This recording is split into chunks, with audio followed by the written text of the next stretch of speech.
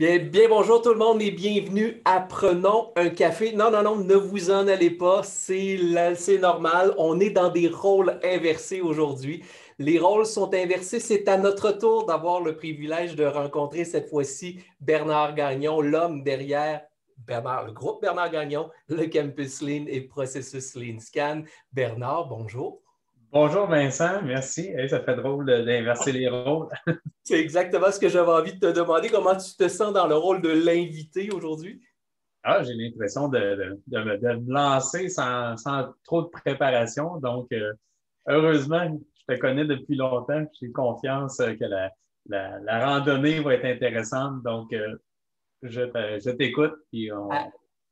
Allons-y naturellement, tu vas voir. On a l'habitude de se parler, donc on va s'en aller sur ce même chemin-là. Ben, tu le sais, hein, l'objectif des capsules Prenons un café, c'est quoi? C'est de connaître la personne derrière le rôle ou le côté professionnel qu'on a. Donc, on a envie de connaître c'est qui, effectivement, Bernard Gagnon. Débutons par la question traditionnelle. Il arrive d'où Bernard Gagnon? C'est qui? C'est quoi le parcours de Bernard Gagnon? Parcours, dans le fond, moi, j'ai commencé, je suis natif de la très belle région du Bas-Saint-Laurent, de la Pocatière. Donc, j'ai fait mes études à l'Université Laval à Québec en administration avec une spécialité en système d'information. Donc, à la sortie de l'université, si on se remémore un petit peu dans le temps, ça se passait comme ça. Les recherches d'emploi, tu ouvrais le journal et tu regardais les offres d'emploi. C'était un peu l'historique, comment ça fonctionnait. Un samedi matin, je rouvre le journal, le soleil, je regarde les offres d'emploi.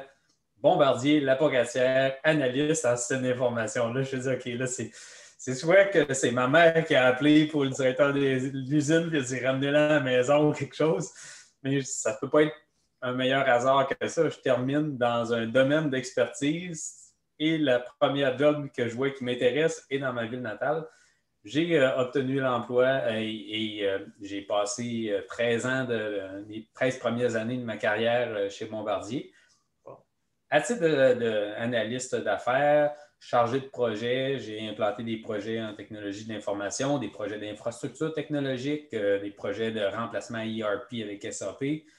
Et j'ai été impliqué au tournant des années 2000. Bombardier a commencé à s'intéresser à l'approche Lean Six Sigma. Puis on me faisait toujours venir dans les ateliers Kaizen comme le gars de processus. Puis on va faire venir Bernard, puis s'il y a des questions, il va y avoir les réponses. Je regardais ça aller, je trouvais l'approche Kaizen très intéressante, très stimulante. Puis à un moment donné, j'ai levé la main, je dis s'il y a d'autres formations, j'aimerais ça assister et participer à ça.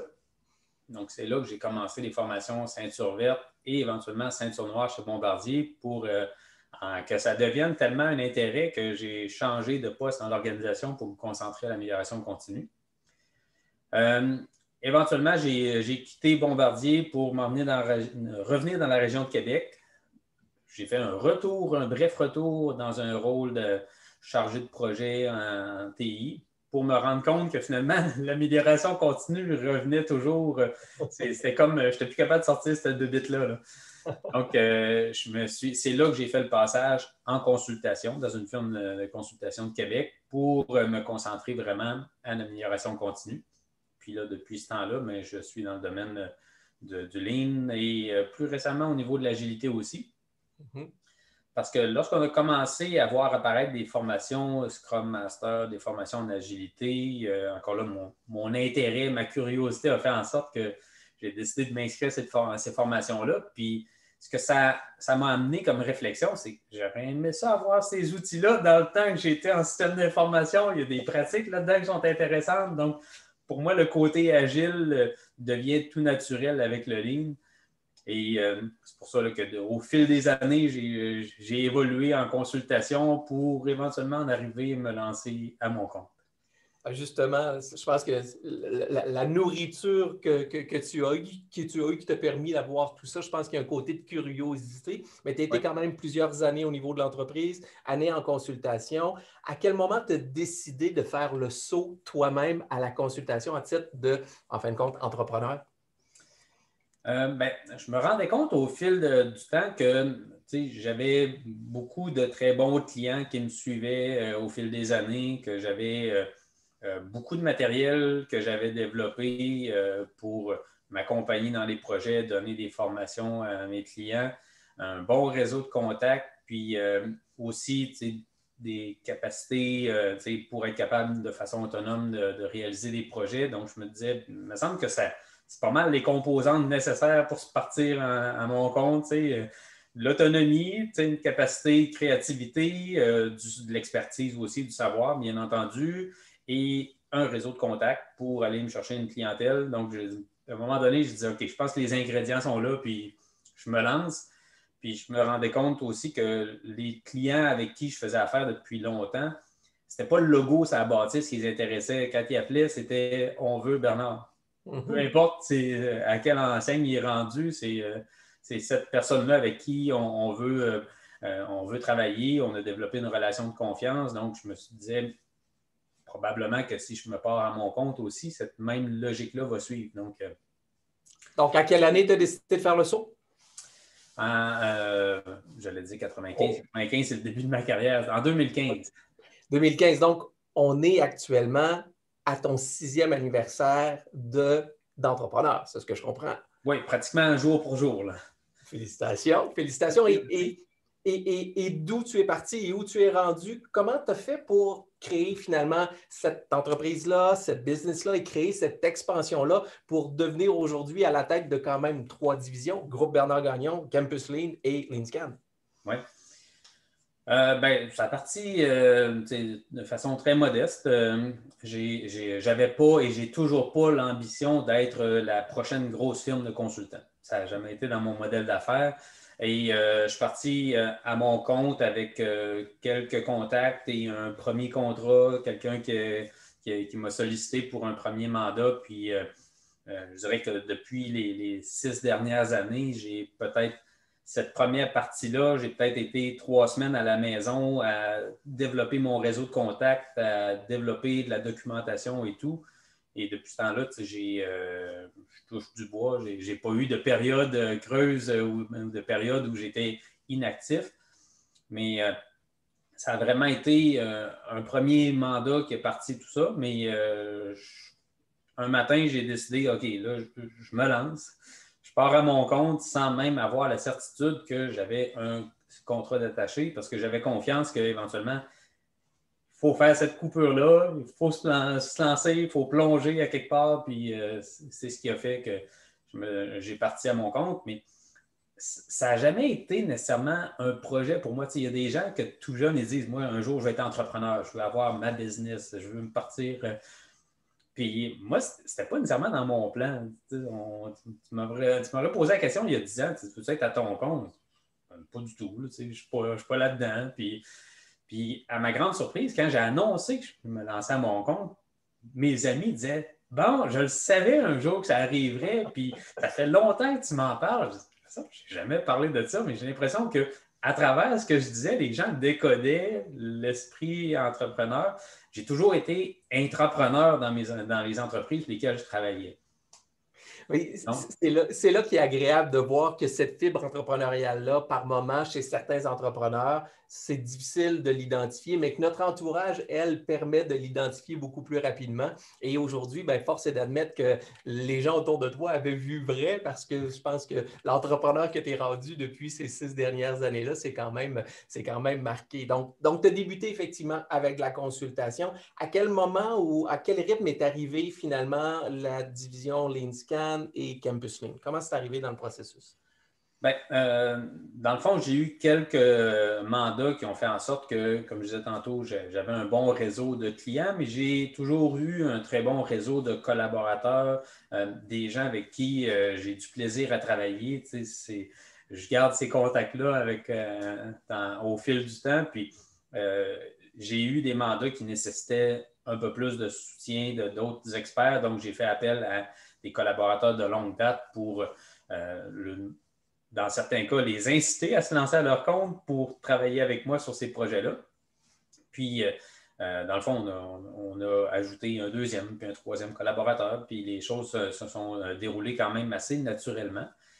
Puis, éventuellement, j'ai eu un mandat plus stratégique où le client voulait faire vraiment une révision de sa planification stratégique. Puis là, je voulais appliquer tout le coffre d'outils, Ocean Canary, la planification stratégique. Et je me voyais mal envoyer à ce client-là des fichiers papier, des documents papier, des fichiers Excel pour faire la préparation de toute la planification stratégique, puis bien outiller le PDG pour sa réflexion. Fait que je me disais, on est en 2017 à cette époque-là, ça ne se peut pas qu'en 2017, un consultant soit encore en train d'envoyer des courriels, des papiers, des formulaires, compiler le data, puis de montrer aux clients comment je suis donc bon à faire des tableaux croisés dynamiques sur Excel, puis de faire des beaux graphiques. Je me dis, on est rendu ailleurs, là. Ma valeur ajoutée en tant que consultant est de dire aux clients, voici selon l'information ce qu'on devrait faire, voici les zones d'amélioration. Donc, je cherchais une façon d'accélérer ce processus-là, de réduire les efforts pour qu'on puisse aller sonder un grand éventail d'employés, de gestionnaires, de collaborateurs, puis d'avoir des données qui sont non seulement consolidées, parce que SurveyMonkey peut faire des choses comme ça, mais en tant qu'expert en amélioration continue, ce qu'on veut, c'est mesurer l'évolution, le progrès de nos données. Donc, LeanScan, pour moi, au départ, c'est un outil que j'ai développé pour mes besoins, pour être capable de sauver un petit peu de temps, puis être plus efficace, puis d'arriver chez des clients avec un outil que tu dis, OK, toi, tu es travailleur autonome, mais tu arrives avec un outil que tu as développé qui est complètement différent. Donc, LeanScan, pour moi, c'était l'outil de mesure qu'un consultant en ligne aurait besoin pour pouvoir mesurer un temps zéro, puis après ça, à différents moments, superposer les données, interpréter, démontrer au client un peu les zones d'amélioration. Et je me suis fait prendre au jeu un peu parce que là, en présentant l'outil au client comme un outil de ma trousse à moi, bien, les clients disaient, c'est intéressant, on peut y avoir accès. Donc, éventuellement, LeanScan n'était pas prévu être un outil pour la commercialisation. C'était un outil comme j'utilise de mon côté. Puis là, bien, on a développé avec certains clients une version pour leurs besoins, puis un autre client s'est ajouté pour qu'éventuellement, LeanScan devienne une entreprise indépendante du groupe Bernard Gagnon, qui est une solution logicielle pour la mesure de la performance des organisations. Donc, LeanScan est apparu un peu comme ça dans le décor. Puis pour ce qui est du Campus Lean, bien, encore là, j'avais beaucoup de matériel de formation de mon côté pour mes propres besoins, mais je n'avais pas l'intention nécessairement d'offrir des formations autres qu'à l'intérieur des mandats que je donne. Mais les clients, certains clients m'ont appelé, ils disaient on aurait besoin de quelqu'un pour une formation ceinture verte. Tu donnes-tu une formation ceinture verte? Oui, je peux donner une formation ceinture verte. Je sais comment donner le matériel et tout ça. Donc, je me suis, dans le fond, j'ai écouté le marché, j'ai écouté les clients, j'ai adapté mon offre de service pour répondre à ce besoin-là. Puis là, bien, on s'est rendu compte qu'il y avait beaucoup plus d'intérêt qu'on le pensait aussi au niveau de la formation. Donc, le Campus Lean est apparu comme aussi quelque chose qui n'était pas planifié au départ, qui n'était pas prévu avec un plan de match très élaboré. Donc, ce que je me suis donné, puis depuis le jour 1 que je me suis lancé à mon compte, je me suis donné comme ligne, comme règle d'honneur de ne pas faire de plagiat, puis j'ai tout le contenu que j'ai au fil de ma carrière, que j'ai accumulé, je l'ai en tête, mais ce que j'ai voulu offrir, développer, c'est du matériel que j'ai pondu avec mes collaborateurs à partir de zéro. Donc, ça a nécessité beaucoup d'efforts. Tu sais, tu étais là à un certain moment pour me soutenir émotionnellement ou me challenger un petit peu sur l'approche. Mais tout le contenu qui a été développé, mais c'est du contenu qui est unique au Campus Lean. Donc, Campus Lean a été un peu parti comme ça, par besoin, demande du réseau des contacts. Ce que j'observe à ce niveau-là, autant au niveau de LeanScan que du Campus Lean, ben, tu as gardé ta ligne à toi qui était, comme tu disais tout à l'heure, ta ligne stratégique qui t'appartient, mais tu as saisi certaines opportunités qui se présentaient et c'est là que tu as pu faire, je dirais, animer ta fibre entrepreneuriale pour faire en sorte qu'aujourd'hui, ben, tu te retrouves au groupe Bernard Gagnon, LeanScan et Campus Lean avec quand même une belle équipe de collaborateurs autour de toi. Je pense que vraiment, c'est un beau succès. Si tu te projettes dans le futur, ce groupe-là, ces 3 divisions-là, tu les vois où dans quelques années? Bien, je te dirais que le contexte de télétravail amène des opportunités. Le télétravail puis tous les outils technologiques aujourd'hui viennent d'abattre les frontières, les distances géographiques. Donc, le Campus Lean, pour moi, n'a plus nécessairement de frontières parce que, encore là, au début, quand j'ai lancé le Campus Lean, tu te souviendras que l'objectif était en tant que consultant Lean, je me disais, ça ne fait pas de sens de déplacer 20 personnes des régions pour venir assister à une formation à Québec. Donc, c'est plus efficace que ce soit le consultant qui se déplace en région. Donc, au début, le Campus Lean, l'objectif était d'offrir de la formation dans un rayon de 1 heure et demie de Québec. Là, maintenant, avec les outils technologiques, il n'y a plus de frontières. On a fait un webinaire au printemps dernier avec Iliana Diaz, puis il y avait une personne de l'Afrique qui était branchée sur le webinaire. Donc, actuellement, on donne la formation à un client à Coudjouac. Mais à partir de la technologie, c'est possible. L'année dernière, le business case en bon français pour aller offrir de la formation à Coudjouac avec les billets d'avion, frais d'hébergement, ce n'était pas du tout possible. Donc, ça nous permet de rejoindre des clients beaucoup plus loin.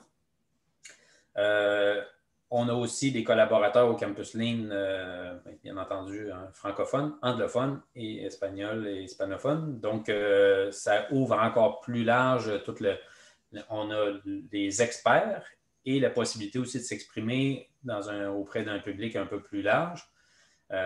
Donc, jusqu'où ça nous mène, je te dirais, on va continuer à développer le marché, toujours fidèle à notre créneau d'expertise.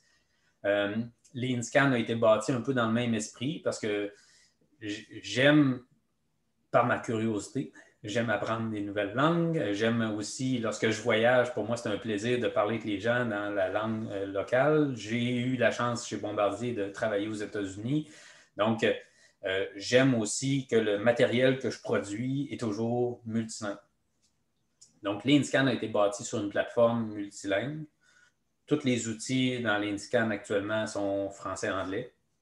On travaille à développer les outils aussi en espagnol et les formations du Campus Lean, ben là, avec certains mandats, on a développé aussi des modules de formation qui sont français-anglais et je veux aussi développer le volet espagnol pour certaines formations d'introduction peut-être. Donc, c'est pas des objectifs chiffrés, je dirais. Je n'ai pas un objectif de croissance chiffré. C'est plus, je suis passionné par ce que je fais. J'aime ce que je fais. J'ai pas l'impression, je travaille, mes semaines sont très occupées. Mes semaines de travail, je compte pas mes heures. Puis je pense que je suis mieux de pas les compter, honnêtement. Mais j'ai pas l'impression de travailler. Je pense que c'est ça. J'ai pas l'impression que quand je commence le matin, ma journée, je suis pas en train de puncher, puis j'ai du plaisir à faire ce que je fais. Je suis entouré de personnes qui ont aussi ce même plaisir-là. Puis c'est agréable de collaborer avec ces experts-là, puis avec toute l'équipe, puis d'échanger des idées, de brainstormer, puis on avance ensemble, on apprend un de l'autre. Pour moi, c'est la créativité, puis c'est un milieu stimulant. Puis c'est un peu, on dirait, c'est l'environnement que j'ai réussi à créer, c'est un peu ça. Là. C'est comme une équipe de passionnés Oui, je peux le confirmer on travaille ensemble depuis plusieurs années pour être autour de toi, de voir l'équipe qui est autour de toi. Effectivement, le point commun, cette passion-là, cette volonté-là de bien faire les choses, mais de devenir contagieux autour de nous, premièrement, on la sent quand tu nous parles, ça c'est sûr et certain. Mais moi, pour avoir navigué à l'intérieur et avec certains collaborateurs, tu as vraiment cette qualité-là de t'entourer de gens qui partagent ces mêmes valeurs que là. Puis c'est tout à ton honneur. Donc, on pourra, dans les prochaines années, commencer peut-être à parler de groupe Bernard Gagnon à l'international. Je pense qu'on le souhaite.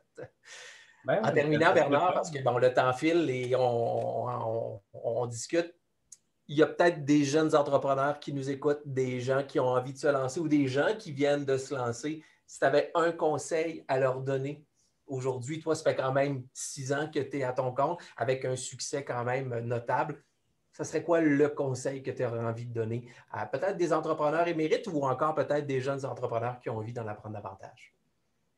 En toute modestie, je dirais que c'est de croire en ses moyens, ses capacités, ses idées, de se faire confiance. Donc, des fois, il y a des moments où on va douter un petit peu, mais il y a toujours une petite voix qui dit, j'ai l'impression que ce que je fais, si je ne le fais pas maintenant, je ne le ferai pas.